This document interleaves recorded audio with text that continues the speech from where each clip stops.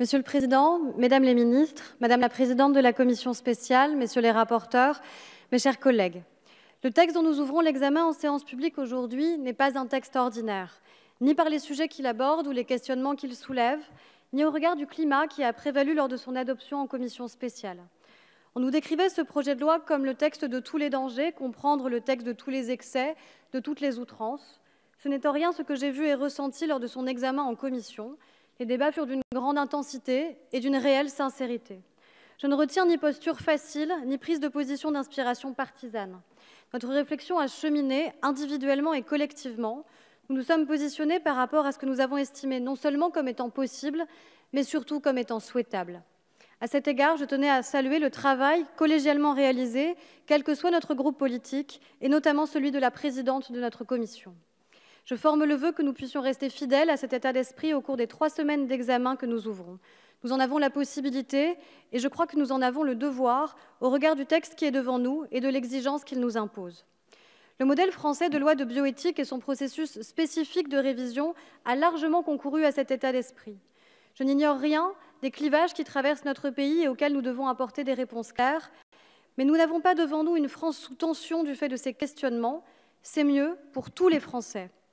Notre modèle dit aussi une chose essentielle sur la nature même des principes que nous devons poser. Il ne s'agit pas de nous comparer ou de regarder ce qui se fait ailleurs, mais bien de définir ce que nous souhaitons ici, dans notre pays. Plus que tout autre, ce texte interroge profondément notre rôle en tant que législateur. Le jeu habituel des alternances ne pourra pas défaire demain ce qui aura été adopté aujourd'hui. Il n'y a rien qui puisse s'expérimenter en matière de bioéthique. Il y a des portes que l'on accepte d'ouvrir et d'autres que l'on choisit de laisser fermer. Avec ce texte, nous ouvrons la voie à ce que toutes les femmes, sans distinction de leur statut matrimonial ou de leur orientation sexuelle, puissent avoir accès à la PMA et devenir mères. Rien ne justifie à nos yeux que nous fassions attendre plus longtemps les femmes qui veulent devenir mères et que nous les entravions dans leur volonté de créer leur famille. C'est une fierté pour notre groupe et aussi une responsabilité sur laquelle nous nous sommes longtemps questionnés. J'y reviendrai. Nous permettons aux enfants issus d'un tiers donneur d'avoir accès à leurs origines. Nous facilitons les possibilités d'accès à la greffe en accroissant les possibilités de dons croisés d'organes. Nous clarifions la recherche sur les cellules souches embryonnaires en créant un régime distinct de celui de la recherche sur l'embryon. Nous mettons fin à des souffrances supplémentaires et inutiles de femmes en supprimant le délai de réflexion en cas de recours à une interruption médicale de grossesse. Il y a ce que l'on autorise et il y a aussi ce que l'on interdit. Nous disons qu'il n'y a pas de GPA éthique et que cette technique médicale vient percuter nos fondements éthiques quant à la dignité de la personne humaine ou à la non-patrimonialité du corps humain. La GPA n'est pas dans ce projet de loi, elle n'est pas plus un projet caché ni de ce gouvernement, ni de cette majorité. Le texte pose des limites claires sur la recherche sur l'embryon. Jamais nous n'accepterons la création d'embryons à des fins de recherche. Nous encadrons cette recherche en la limitant aux 14 premiers jours et pour une durée de conservation ne pouvant excéder 5 ans. Les tests génétiques doivent rester dans un cadre strictement médical. Un test génétique n'est pas un jeu. Pour la première fois, un projet de loi de révision de bioéthique traite de l'intelligence artificielle. Nous affirmons avec force que les nouvelles possibilités scientifiques et technologiques sont souhaitables tant qu'elles sont au service de l'humain et contrôlées par lui. Mes chers collègues, pour examiner ce texte, il nous faut collectivement être animés par un principe essentiel et finalement souvent rare ici, notre capacité à douter. Il n'y a pas d'un côté de l'hémicycle ceux qui auraient raison et de l'autre ceux qui auraient tort. Il y a des convictions qui vont s'exprimer entre les groupes et au sein même de nos groupes. Des arbitrages seront rendus. Ils ne seront pas des défaites ou des victoires. Et je remercie le groupe auquel j'appartiens d'avoir su accepter en son sein la contradiction et même de l'avoir fait vivre.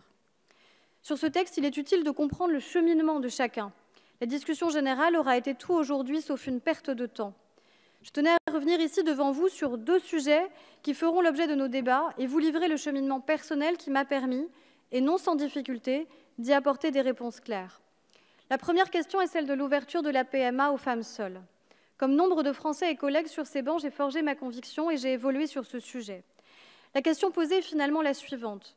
Face à une technique médicale existante et éprouvée, qu'est-ce qui justifie que nous en limitions l'accès à certaines femmes ? On nous parle des familles monoparentales, mais on confond ici un projet parental initialement envisagé et construit à 2, où le conjoint a été défaillant, où un accident de vie tragique est survenu, et un projet parental qui a toujours été envisagé seul. On nous parle de l'altérité, mais même dans les couples hétérosexuels, l'altérité ne se construit pas exclusivement au sein du couple. Les références sont multiples et se trouvent ailleurs, dans les familles, dans les entourages. Personne ne dit évidemment qu'il faille supprimer le père. Quand il est là et bien là, il est irremplaçable pour un enfant dans sa construction et un adulte dans sa vie. De la même manière qu'une mère seule est irremplaçable ou que les deux mères le sont et le seront. On fait finalement référence à une vision datée de ce que sont les familles françaises.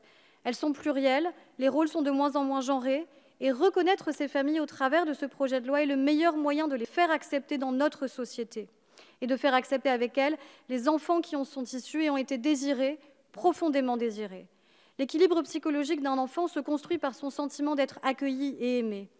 Est-ce que tous les couples hétérosexuels sont soumis à un questionnaire de stabilité émotionnelle à la première échographie? Pourquoi mettre par principe en doute la capacité d'une femme seule à réussir à aimer et élever son enfant? Pour toutes ces raisons, je dis clairement oui à la PMA ouverte à toutes les femmes, oui, toutes sans exception.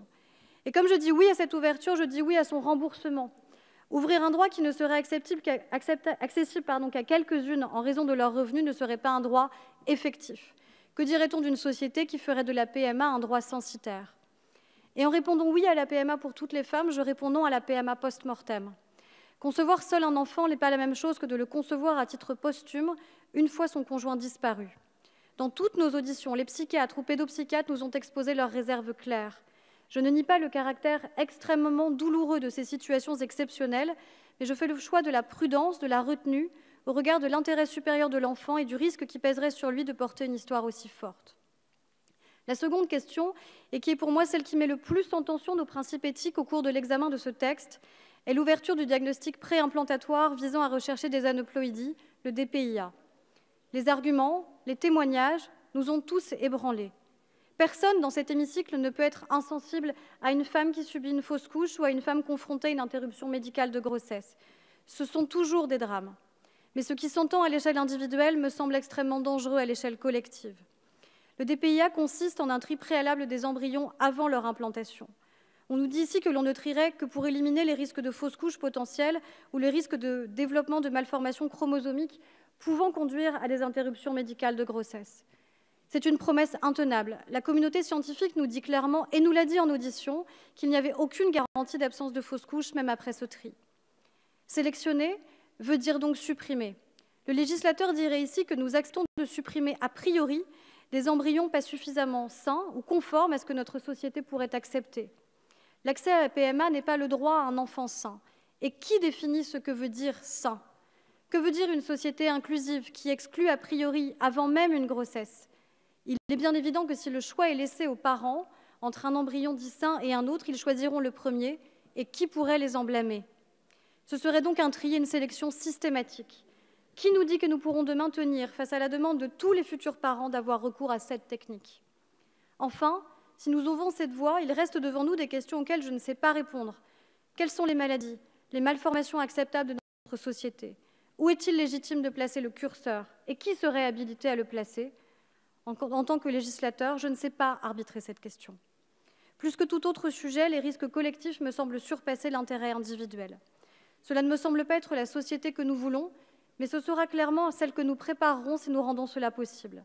Je vous invite sincèrement, humainement, à la plus grande prudence sur ce sujet, et j'espère que notre Assemblée saura ici démontrer toute sa sagesse.